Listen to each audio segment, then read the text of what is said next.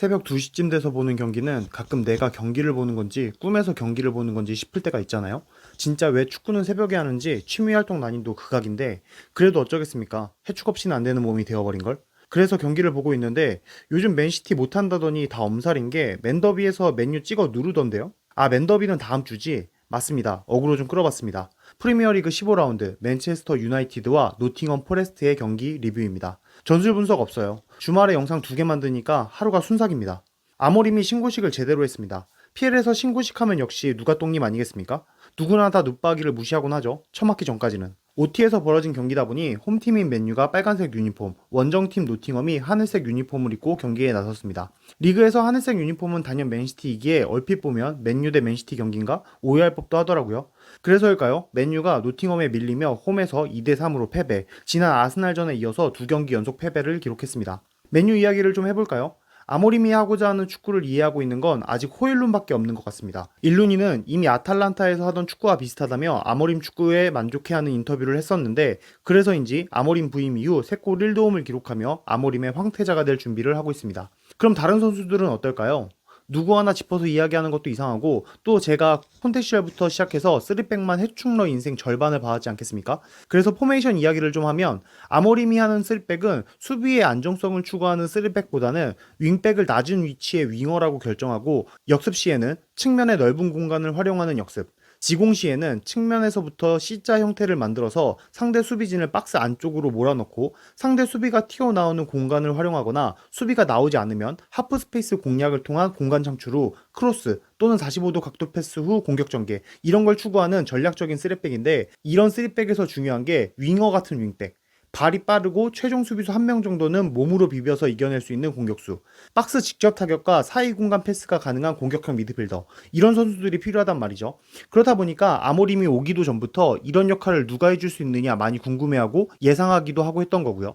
그런데 PL이 괜히 PL이겠습니까? 감독이 자신이 원하는 전술을 여름 내내 만들어도 털리는 리그인데 스포르팅에서 해오던 전술을 그대로 기존 자원에 맞춰서 해야 하다 보니 전술 완성도도 부족하고 자신이 원하는 유형의 선수들도 아니니 아모림이 초반에 고생을 하는 것이 당연하다고 보여집니다. 이건 아모림 이 양반이 선호하는 전술이 보급형 전술이 아니기에 초반에 겪는 어려움이라고 생각이 드는데 그렇기 때문에 돌아오는 겨울 이적 시장에서 맨유는 아모림이 원하는 선수 최소 3명은 사주어야 한다고 봅니다. 아, 그래요. 많이 양보해서 최전방은 호일룬이랑 레시포드로 비벼본다고 해도 현재 디알로, 달롯이 뛰는 자리 그 중에서도 왼쪽 윙백은 반드시 영입이 필요합니다. 어제 경기 보면서 펜코 보니까 달명호는 그냥 놔두라고 시전하던데 그만큼 달롯이 영향력도 없고 위협적이지 못했다는 의미겠죠? 그리고 가르나초도 그 자리 아니라고 보는데 히트맨만 봐도 너무 윙 지향적이고 패스 줄기가 없습니다. 부페가 보여준 히트맨과 비교했을 때 영향력이 너무 적습니다. 마운트, 마준형이 있잖아. 그런 말 하실 수도 있는데 아, 말도 꺼내지 마세요. 맨유 팬 아닌 거 티납니다.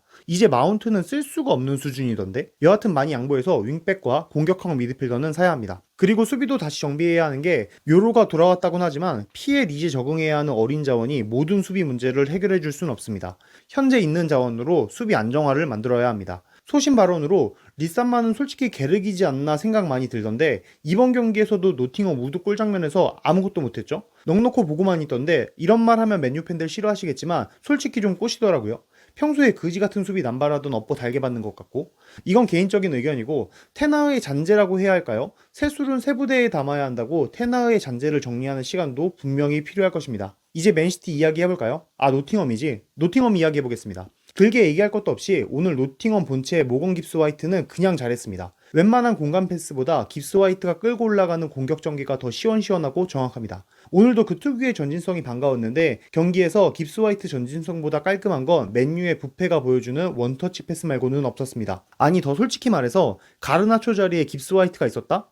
그럼 맨유 걱정하지도 않았습니다. 모기파는 자주 이야기하니까 오늘은 아이나 이야기 한번 해야 하는데 이번 시즌 아이나 진짜 미쳤거든요. 아니, 첼시에서는 애들 다 삐리하더니 나가면 왜 다 잘하는지 모르겠는 게 일단 수비 안정적이고 오버래핑, 언더래핑 다 가능한 자원이죠. 빠따 훌륭합니다. 거기에다가 스로잉 시에는 로리델랍 주탱이 돌리는 투석이라서 세트피스 활용도도 높습니다. 이게 끝이면 말도 안 해. 오른쪽 왼쪽 측면 다 설 수 있는 자원입니다. 이번 시즌 노팅엄에서 스타팅 멤버 쓸 때 깁스 화이트, 아이나, 셀스는 이름 바꿔 시작할 텐데 이래서 아이나 딜레마가 시작됩니다. 당연히 원래 자리인 오른쪽에서는 경기 어찌되었건 국밥 활약 보여주고 왼쪽에 세워도 항상 준수하거든요. 그럼 진짜 왼쪽은? 아이나 같은 부동의 풀백이 있나? 지금은 니코 윌리엄스와 알렉스 모레노가 번갈아 가면서 나오긴 하는데 모레노가 잘하긴 하지만 다소 공격적인 성향이 강해서 공격력이 강한 강팀과의 경기에서는 조금 걱정되는 부분이 있고 니코는 원 포지션이 오른쪽인데 아이나가 있다 보니 왼쪽으로 돌려서 나오는 거란 말이죠. 이렇다 보니까 왼쪽에 대한 고민이 큰데 연계되는 게 최근에 좌우 구분 없이 조타 실바 활약이 상당히 좋은데 활동량으로 조지는 조타 실바가 오른쪽으로 나오면 언더, 오버래핑이 모두 가능한 아이나가 있으니까 바람만 봐도 배가 부르단 말이죠. 그런데 오도이가 있는 왼쪽은 오도이는 기본적으로 수비가 담은 엿바꿔먹은 선수이기 때문에 그리고 실제로 수비를 잘 못하기도 하고 풀백을 커버해주는 능력이 조금 부족한데 니코나 모레노가 나올 경우 왼쪽이 상대팀의 타겟이 될 수 있다는 단점이 있습니다. 그런 면에서 최근에는 니코가 모레노보다 오도이와의 조합이 안정적이다 라고 생각하는 경향이 있는 것 같고요. 여하튼 이런 이유로 노팅엄은 아이나 딜레마가 생기는데 누가똥님은 왼쪽 수비라는 고민을 현재 자원으로 해결하거나 팀을 한 단계 성장시킬 수 있는 왼쪽 풀백을 구해야겠습니다. 한 명 추천해드릴까요? 첼시의 벤치렐 어떠신가요? 애가 잘해.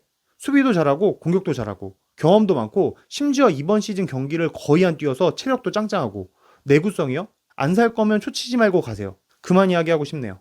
여하튼 경기는 2대3으로 노팅엄이 가져가며 15라운드 경기 전인 브라이튼을 앞질러 리그 5위에 올랐습니다. 브라이튼의 결과에 따라 6위로 내려갈 수도 있으나 다시 한번 유럽 대항전 경쟁에 발을 밀어 넣었습니다. 그리고 16라운드에서 승점 동률인 빌라를 만나 승점 6점짜리 경기를 준비해야 하는 노팅엄입니다. 그리고 아모림은 아르테타와 누가똥에게 웰컴 투 프리미어리그 제대로 쳐맞고 PL 끝판왕 펩을 만나게 됩니다. 그런데 사실 아모림은 펩 한 번 이겨봤죠? 사실상 펩을 연패 늪에 빠뜨린 장본인이라고 봐도 무방한데 펩을 잡는 법을 알고 있으나 아직 손에 익지 않은 무기를 들고 싸워야 하는 맨유와 무기 자체가 없는 맨시티의 맨체스터 더비가 다음 주에 벌어질 예정입니다. 팝콘 각인이 이 경기를 집중해 봐야겠습니다. 여하튼 오늘 영상 여기까지고요. 지금까지 축구지금이었습니다. 감사합니다.